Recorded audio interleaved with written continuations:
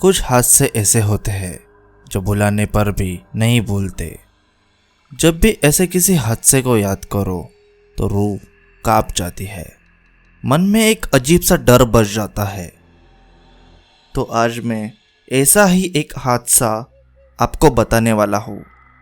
ये बात 2020 की है।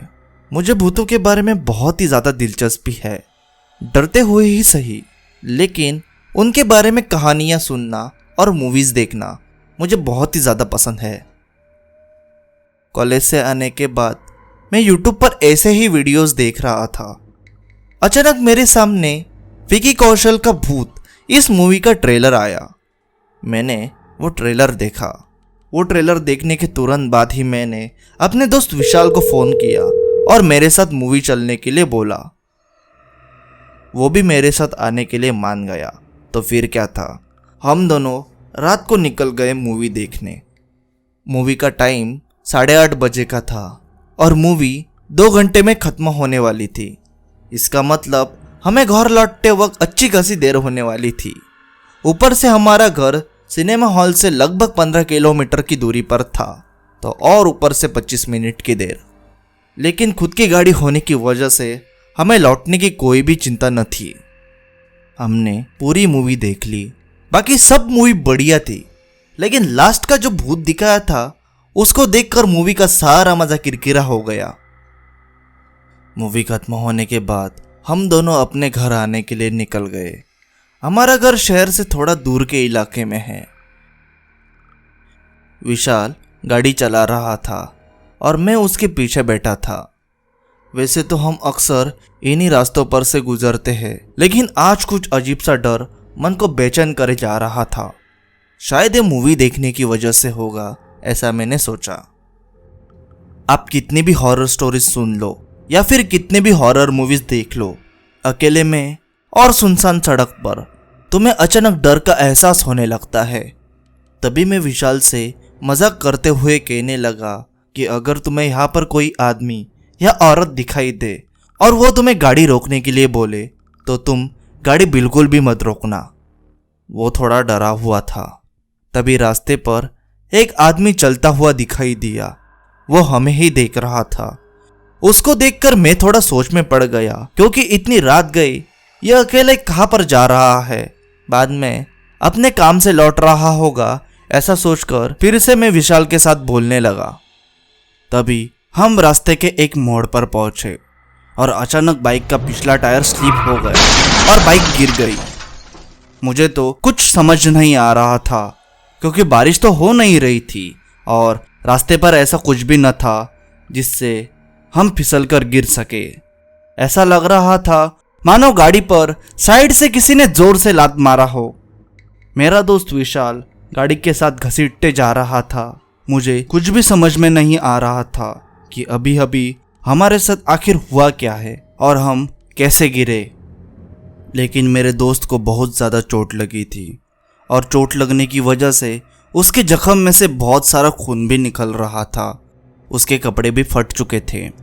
मैं उसके पास दौड़ते हुए गया और उसको उठाया और गाड़ी को सीधा करते हुए बोला, विशाल जल्दी से बैठो गाड़ी पर, यह जगह कुछ ठीक नहीं लग रही है। और मैंने एक चीज़ नोटिस की कि वो काफ़ी डरा हुआ भी लग रहा था, मानो उसने कुछ डरावनी सी चीज़ देख ली हो। वो करहाते हुए गाड़ी पर बैठ गया और हम डरी हुई हालत में घर पहुँचे। लेकिन हमें क्या पता था कि हम अकेले घर नहीं आए हैं। उस दिन में रात काफ़ी होने की वजह से विशाल के घर ही सो गया। अगली सुबह हमने बाइक चेक की तो देखा कि उसका लेफ्ट साइड का मिरर टूटा हुआ था। हम फिर से उसी जगह पर गए तो वो मिरर वहीं पर गिरा हुआ था। मिरर का कांच पूरा टूट चुका था। पता नहीं क्यों, लेकिन विशाल ने वो टूटा मिरर बाइक के डिक्की में डाल दिया। तो मैंने उसे कहा, अरे ऐसे टूटे शीशे को कभी भी नहीं रखना चाहिए, कुछ अपशकुन होता है।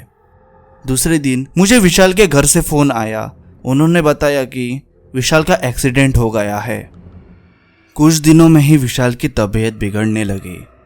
जैसे जैसे दिन गुजर रहे थे वैसे वैसे विशाल की तबीयत और ज़्यादा ख़राब हो रही थी। लेकिन हमने अभी तक अपने घर वालों को उस घटना के बारे में कुछ भी नहीं बताया था जो उस दिन घर लौटते वक्त हमारे साथ हुई थी। मुझे थोड़ा थोड़ा शक होने लगा कि ये सब घटनाएं पैरानॉर्मल वर्ल्ड से संबंध रखती है, क्योंकि एक्सीडेंट होने के बाद मैं विशाल के घर गया था तो उसने बताया कि उसे हर वक्त लगता है कि उसके साथ कोई है। हर वक्त उसे किसी की प्रेजेंस फील होती है, बहुत ही ज़्यादा नेगेटिव सी प्रेजेंस।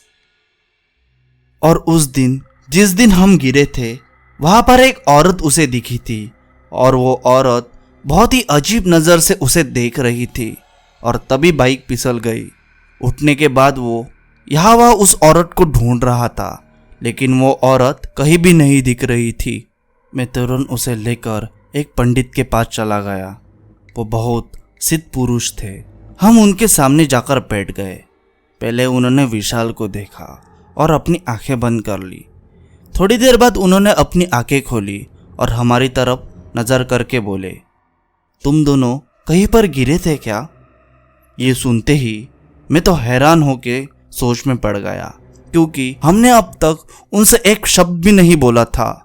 विशाल ने जवाब देते हुए अपनी गर्दन हाँ में हिलाई तो इस पर वो बोले, तुम्हारे दोस्त की किस्मत बहुत ही ज़्यादा अच्छी है कि अभी तक वो चुड़ैल इसे पूरा वश में नहीं कर पाई, लेकिन उस चुड़ैल ने इसकी जान लेने की एक बार कोशिश की थी।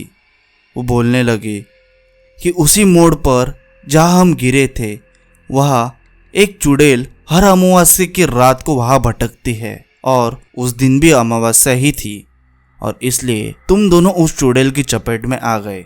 और फिर से उन पंडित जी ने अपनी आंखें बंद की और थोड़ी देर बाद उन्होंने पूछा, तुमने वहां से कोई चीज उठाई थी क्या, जैसे टूटा कांच या कोई भी वस्तु? पंडित जी की ये बात सुनकर मैंने विशाल को डांट लगाई और उससे बोला, मैंने कहा था तुम्हें उस शीशे को मत उठाओ, लेकिन तुमने मेरी नहीं सुनी। विशाल को उस चुड़ैल की चपेट से छुड़ाने के लिए पंडित जी ने एक बहुत ही लंबी सी पूजा की और कुछ मंत्र वगैरह भी पढ़े और हम दोनों को गले में एक ताबीज़ बांधने को दिया और बोला कि इस ताबीज़ को कभी भी मत उतारना। तो फिर चलिए दोस्तों, आज की ये हॉरर स्टोरी यहीं पे समाप्त होती है। अगर आपको ये हॉरर स्टोरी अच्छी लगी हो तो स्टोरी को लाइक और चैनल को ज़रूर सब्सक्राइब करना। आपके पास भी ऐसी भयानक कहानियाँ हों तो मुझे नीचे दिए गई इंस्टाग्राम आईडी या फिर ईमेल आईडी पर ज़रूर सेंड करना। धन्यवाद।